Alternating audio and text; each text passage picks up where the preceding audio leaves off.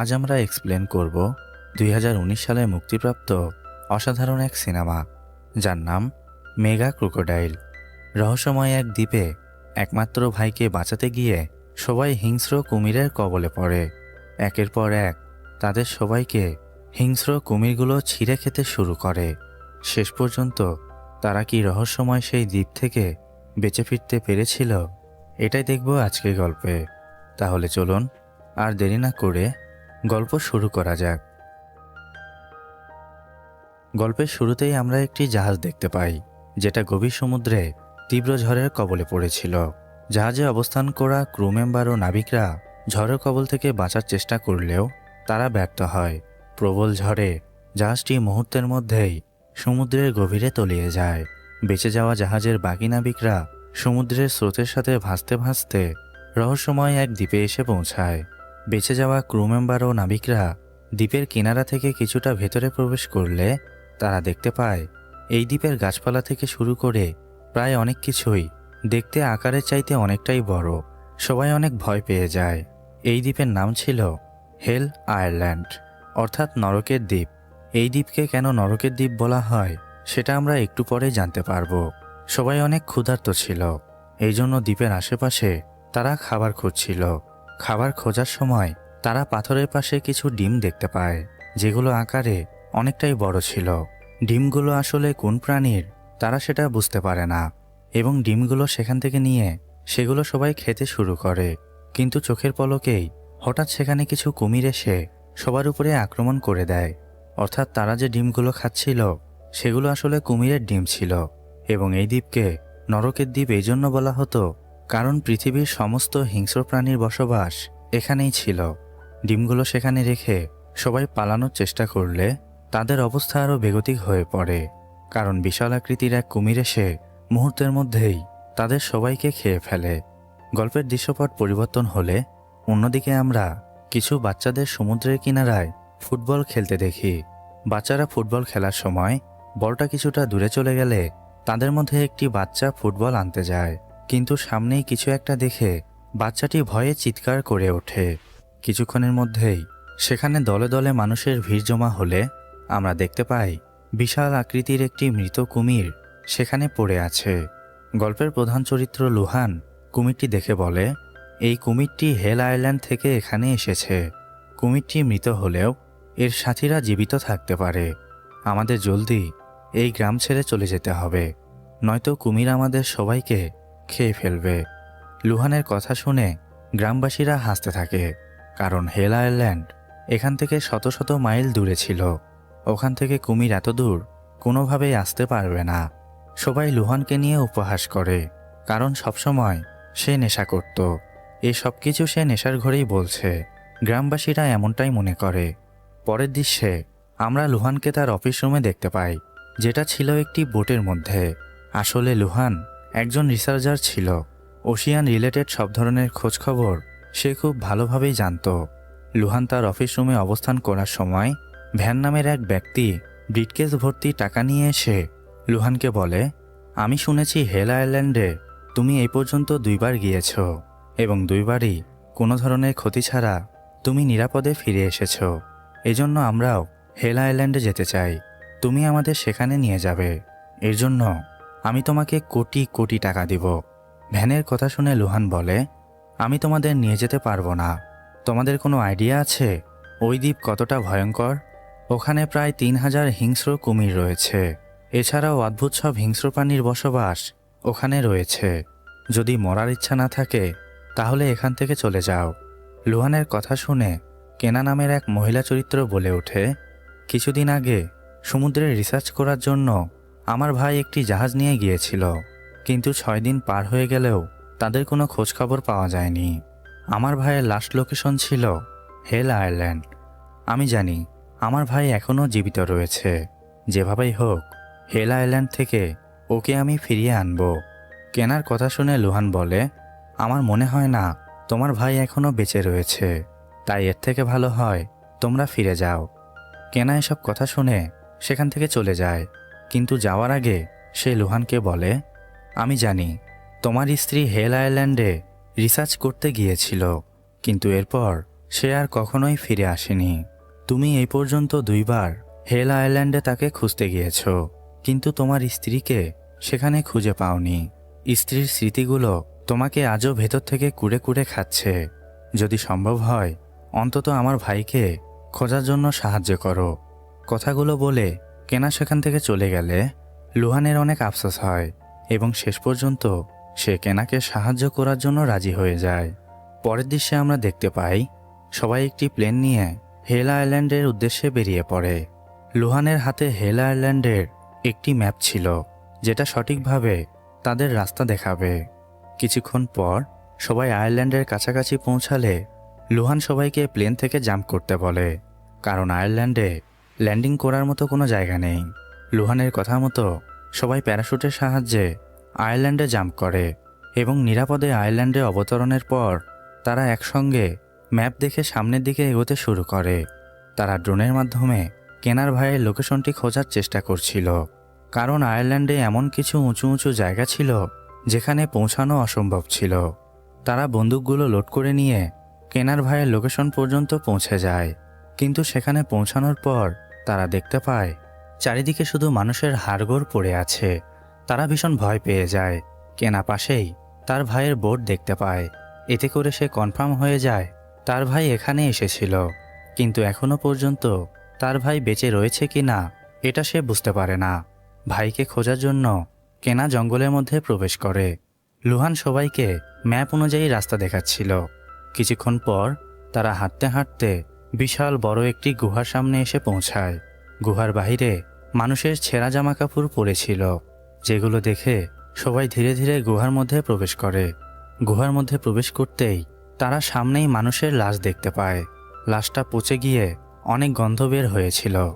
লাশটি দেখে তারা বুঝতে পারে লাশটির শরীর থেকে অতিরিক্ত রক্তক্ষরণের জন্য তার মৃত্যু হয়েছে, কিন্তু লাশটির শরীরে কুমিরের আক্রমণের কোনো ক্ষতচিহ্ন ছিল না। তারা বুঝতে পারছিল না আসলে লোকটার মৃত্যু কিভাবে হয়েছে। লুহান এসব বিষয় নিয়ে কথা বলার সময় সে গুহার উপরে তাকিয়ে দেখতে পায় গুহার মধ্যে অসংখ্য শেল ঘোরাফেরা করছিল এবং এই শেলগুলোই লোকটির রক্ত চুষে খেয়েছে। লুহান তাড়াতাড়ি করে সবাইকে নিয়ে বাইরে বের হয়ে আসে, কারণ শেলগুলো তাদের শরীরের সংস্পর্শে আসতেই চামড়ার ভেতরে ঢুকে যাবে এবং শরীরের সমস্ত রক্ত শেলগুলো চুষে নেবে। গুহা থেকে বাইরে বেরিয়ে আসার পর তাড়াতাড়ি করে সবাই জামাকাপড় খুলে সেগুলো পরিষ্কার করে নেয়, কিন্তু এর মধ্যেই একটি শেল কেনার হাতের মধ্যে ঢুকে গিয়েছিল। কেনা ব্যথায় চিৎকার করতে লাগলে লুহান চাকুর সাহায্যে হাতের সামান্য চামড়া চিরে শেলটাকে বের করে নেয় এবং ভালোভাবে কেনার ক্ষতস্থানে ব্যান্ডেজ করে দেয়। সবাই ভীষণ চিন্তায় পড়ে গিয়েছিল, কারণ এইরকম হাজারো বিপদ তাদের সম্মুখীন হতে হবে। কেনার হাতে ব্যান্ডেজ করার সময় লুহান সামনেই বিশাল বড় এক জন্তুর পায়ের ছাপ দেখতে পায় এবং এই পায়ের ছাপ কোনো সাধারণ প্রাণীর হতে পারে না। লুহান সবাইকে বলে, এটা কোনো ডাইনোসরের পায়ের ছাপ হতে পারে না, কিন্তু কোনো মিউট্যান্ট কুমিরের পায়ের ছাপ হতে পারে। আমাদের সবাইকে সাবধানে থাকতে হবে। এসব কথা বলে লুহান ম্যাপ দেখে সামনের দিকে এগোতে শুরু করে। কিছু দূর আসার পর ভ্যান তার পায়ের কাছে একটি ওয়ালেট খুঁজে পায়, যেটা ওঠানোর পর সে দেখতে পায় ওয়ালেটটি কেনার ভাই শনের ছিল, অর্থাৎ হতে পারে শন এখনও বেঁচে রয়েছে। কেনা ওয়ালেটটি দেখার সময় তারা আশেপাশে চিৎকারের আওয়াজ শুনতে পায়। তারা জলদি আওয়াজটি অনুসরণ করে এগিয়ে গেলে দেখতে পায় একজন আগন্তুক কুমিরের হাত থেকে বাঁচার চেষ্টা করে যাচ্ছিল। কেনাও সবাই তাড়াতাড়ি করে লোকটিকে কুমিরের হাত থেকে বাঁচিয়ে নেয়। কেনা লোকটিকে জিজ্ঞাসা করে, তুমি কি আমার ভাইয়ের সাথে এখানে এসেছিলে? আমার ভাই কোথায়? লোকটি কোনো কিছু বলার আগেই সে জ্ঞান হারিয়ে ফেলে। এরপর দেখা যায় সন্ধ্যা ঘনিয়ে আসায় সবাই এক জায়গায় শেল্টার তৈরি করে এবং রাতটা এখানেই কাটানোর সিদ্ধান্ত নেয়। রাতের বেলা ওই লোকটার জ্ঞান ফিরলে সে বলে তার নাম নাথান, সে একাই এই জঙ্গলে এসেছে, শন নামের সে কাউকে চেনে না। লোকটির মুখ থেকে এসব কথা শুনে কেনা অনেক হতাশ হয়ে পড়ে, কারণ এত বড় আয়ারল্যান্ডে আদৌ তার ভাই বেঁচে রয়েছে কিনা এসব নিয়ে সে চিন্তা করছিল। রাতটা কোনোভাবে কাটানোর পর পরের দিন সকালবেলা তারা আবারও যাত্রা শুরু করে, কিন্তু কিছু দূর আসার পরেই তাদের টিমের একজন মেম্বারকে হঠাৎ করেই কিছু একটা টেনে নিয়ে যায়। লুহান তার টিমের সদস্যকে বাঁচানোর জন্য এগিয়ে গেলে সে দেখতে পায় মানুষ খেকো গাছগুলো তাদের খাওয়ার জন্য অপেক্ষা করছিল। লুহান অনেক অবাক হয়ে যায়, কারণ এই গাছগুলো শুধুমাত্র অ্যামাজন জঙ্গলে দেখতে পাওয়া যায়, কিন্তু হেল আইল্যান্ডে এই গাছগুলো কিভাবে আসলো। লুহান তাড়াতাড়ি করে মানুষ খেকো গাছটির ডাল কেটে টিম মেম্বারকে উদ্ধার করে এবং জলদি সবাইকে নিয়ে সেখান থেকে পালিয়ে যায়। কিন্তু পালিয়ে যাওয়ার সময় তারা লক্ষ্য করে কিছুটা দূরেই মানুষের কাটা মাথা ও শরীরের বিভিন্ন খণ্ডিত অংশ পড়ে আছে। অন্তত পক্ষে 20 থেকে 30 জন মানুষকে এখানে নির্মমভাবে হত্যা করা হয়েছিল। আশেপাশের দৃশ্য দেখে সবাই হতভম্ব হয়ে যায়, কারণ মানুষ খেকো গাছগুলো মানুষকে এভাবে খণ্ড খণ্ড করে খেতে পারবে না। অন্য কোনো হিংস্র প্রাণী এটা করেছে। ভ্যান এসব দেখে বলে, কেনা, আমার মনে হয় না তোমার ভাই এখনও বেঁচে রয়েছে। এমন ভয়ানক জায়গায় সারভাইভ করা অসম্ভব। আমাদের ফিরে যাওয়া উচিত, নয়তো আমরা সবাই মারা পড়ব। ভ্যানের কথা শুনে কেনা ভীষণ রেগে যায়, কারণ তার এখনও বিশ্বাস ছিল তার ভাই বেঁচে রয়েছে। কেনা সবাইকে বলে, তোমরা চাইলে এখান থেকে চলে যেতে পারো, আমি একাই আমার ভাইকে খুঁজে বের করব। এসব বলে সে একাই সামনের দিকে হাঁটতে শুরু করে। লুহান ও সবাই বাধ্য হয়ে কেনাকে সাহায্য করার জন্য এগিয়ে যায়। কিছু দূর আসার পর তারা সবাই লক্ষ্য করে সামনেই বিশাল আকৃতির একটি বক্স রাখা রয়েছে। বিশাল আকৃতির বক্স দেখে লুহান বলে, জঙ্গলের মধ্যে এই ধরনের বক্স শুধুমাত্র ল্যাব বানানোর জন্য ব্যবহার করা হয়। নিশ্চয়ই ভেতরে কোনো এক্সপেরিমেন্ট করা হচ্ছে। আমি 2 জন টিম মেম্বার নিয়ে ভেতরে বিষয়টা চেক করতে যাচ্ছি, তোমরা এখানেই থাকো। এসব বলে লুহান নাথান ও জনকে নিয়ে বক্সের ভেতরে প্রবেশ করে। এরপর দেখা যায় তারা ধীরে ধীরে বক্সটির গভীরে প্রবেশ করলে আশেপাশের দৃশ্য দেখে তারা ভীষণ অবাক হয়ে যায়, কারণ চারিদিকে শুধু রক্ত ছড়িয়ে ছিটিয়ে ছিল এবং মানুষের লাশ সেখানে পড়েছিল। জন একটি লাশের কাছে গিয়ে কিছু একটা নেয়ার চেষ্টা করলে ওই লাশের মধ্যে থাকা বিষাক্ত পোকাগুলো জনের মুখের মধ্যে চলে যায়, যার ফলে সে ভাইরাসে আক্রান্ত হয়ে পড়ে। জন নাথান ও লুহানকে সেখান থেকে চলে যেতে বলে এবং নিজেই গ্রেনেডের সাহায্যে আত্মহত্যা করে। জন নিজের জীবন স্যাক্রিফাইস করে লুহান ও নাথানকে বাঁচিয়ে দেয়, কারণ তা না হলে তারাও ভাইরাসে আক্রান্ত হয়ে পড়ত। অন্যদিকে দেখা যায় বক্সের বাহিরে কেনা ও বাকি টিম মেম্বাররা কিছু বুঝে ওঠার আগেই সেখানে বিশাল আকৃতির একটি কুমির এসে একজন টিম মেম্বারকে উঠিয়ে খেয়ে ফেলে। বিশাল আকৃতির কুমিরটির উচ্চতা ছিল প্রায় 70 ফুট। দানবের মতো হিংস্র কুমিরটি তাদের সবার উপরে আক্রমণ করে দেয়। নিজেদের জীবন বাঁচানোর জন্য সবাই এদিক ওদিক পালাতে শুরু করে। এদিকে ল্যাবের ভেতরে লুহান ও নাথান ল্যাবের মেইন পয়েন্টে চলে আসে, যেখানে কুমিরদের উপরে এক্সপেরিমেন্ট করা হতো। অর্থাৎ বাহিরে যে 70 ফুট কুমিরটি আমরা দেখতে পেয়েছি সেটা এই ল্যাবে এক্সপেরিমেন্ট করে বানানো হয়েছিল। হতে পারে এক্সপেরিমেন্ট ফেল হওয়ার জন্য কুমিরটি এমন ভয়ানক দানবে পরিণত হয়েছে। নাথান ল্যাবের মধ্যে একটি ক্যামেরা খুঁজে পায়, যেখানে এক্সপেরিমেন্টের সকল ভিডিও ছিল। নাথান ভিডিওগুলো দেখে সাথে সাথে সেগুলো ডিলিট করে দেয় এবং ল্যাবের সকল কম্পিউটার থেকে ডাটাগুলো মুছে দেয়। কিন্তু নাথানের এসব কর্মকাণ্ড লুহান দেখে ফেলে। সে নাথানকে বলে, কে তুমি? তোমার আসল পরিচয় কি? নাথান বলে, এই ল্যাবে যে এক্সপেরিমেন্ট করা হতো তা আমার নির্দেশেই করা হতো। আমি এই ল্যাবটিকে তৈরি করেছি। আমরা কুমিরের উপরে এক্সপেরিমেন্ট চালিয়ে এক ধরনের প্রোটিন আবিষ্কার করতে চেয়েছিলাম, কিন্তু এক্সপেরিমেন্টগুলো সব ফেল হয়ে যায়, যার কারণে কুমিরগুলো মিউট্যান্ট কুমিরে পরিণত হয়। লুহান এসব শুনে নাথানকে স্যারেন্ডার করতে বলে, কিন্তু নাথান চালাকির সাথে ট্যাগ বন্দুকের সাহায্যে লুহানকে বেহুশ করে দেয় এবং সেখান থেকে বাইরে বের হয়ে আসে। এদিকে কুমিরের হাত থেকে বাঁচার জন্য তারা এক জায়গায় লুকিয়ে পড়ে, কিন্তু এতে করে কোনো লাভ হয় না। বিশাল আকৃতির সেই কুমির তাদের খাওয়ার জন্য এগিয়ে আসে। কেনা ও ভ্যান চুপচাপ দাঁড়িয়ে মৃত্যুর সময় গুনছিল, কারণ এত বড় কুমিরের সাথে তারা লড়াই করতে পারবে না। কিন্তু হঠাৎ করেই সেখানে কেউ একজন এসে চারিদিকেই স্মোক করে দেয়। ধোঁয়ায় কোনো কিছু দেখতে না পাওয়ায় কুমিরটি সেখান থেকে চলে যায়। কেনা দেখতে পায় স্মোক করা ব্যক্তিটি আর কেউ নয়, বরং তার ছোট ভাই ছিল। ভাইকে দেখতে পেয়ে সে দৌড়ে গিয়ে তাকে জড়িয়ে ধরে। কেনার যেন খুশির অন্ত ছিল না। কিন্তু এই খুশিটা বেশিক্ষণই স্থায়ী হয় না। নাথান সেখানে এসে একটি জালে সবাইকে বন্দি করে দেয় এবং কুমিরটি আসার জন্য ফাঁদ পেতে অপেক্ষা করে। নাথান মূলত কুমিরটাকে ট্যাগ বন্দুক দিয়ে বেহুঁশ করার চেষ্টা করবে, যাতে করে সে কুমিরটার উপর আবারও এক্সপেরিমেন্ট করতে পারে। কিন্তু তার এই প্ল্যানিং কোনো কাজেই আসে না। কুমিরটি সেখানে আসার সাথে সাথেই নাথানের উপরে হামলা করে দেয় এবং তাকে গুরুতর আহত করে কুমিরটি কেনাদের জালের উপরে হামলা করে দেয়। জাল ছিঁড়ে সবাই নিচে পড়ে গেলে কুমিরটি কেনার উপরে আক্রমণ করে তাকে মুখে নিয়ে নদীতে ঝাঁপ দেয়। কোনোভাবেই তারা কেনাকে বাঁচাতে পারে না। এতক্ষণে সেখানে লুহানও চলে এসেছিল, কিন্তু কেনাকে সে বাঁচাতে পারেনি। কেনার মৃত্যুতে সবাই ভীষণ ভেঙে পড়ে।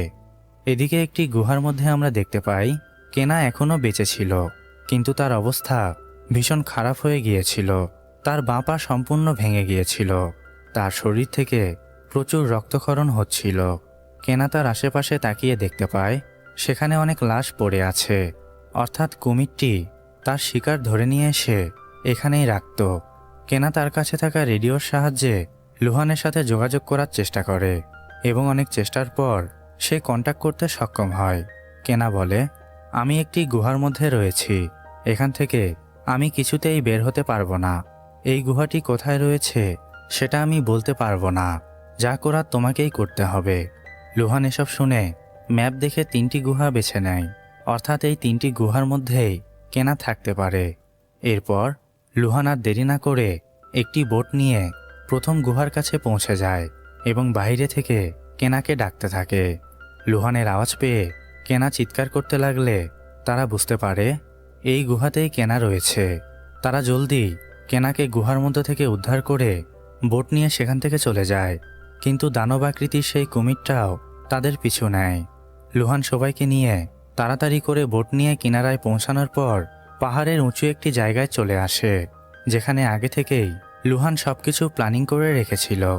সে এখানে অনেকগুলো তেলের ট্যাঙ্ক আগে থেকে এনে রেখেছিল। কুমিরটি তাদের পিছু করে সেখানে চলে আসতেই তেলের ট্যাঙ্কের সাথে বেঁধে কুমিরটি পাহাড় থেকে নিচে পড়ে যায় এবং সাথে সাথেই লুহান একটি গ্রেনেড সেখানে ছেড়ে দেয়। বিশাল এক বিস্ফোরণে কুমিরটি আগুনে ঝলসে সেখানেই মারা যায়। কিন্তু এই হেল আইল্যান্ড থেকে শেষ পর্যন্ত তারা বেঁচে ফিরতে পারবে কিনা এটা আমরা মুভিটির দ্বিতীয় পার্টে দেখতে পারবো। গল্পটি এখানেই সমাপ্তি হয়।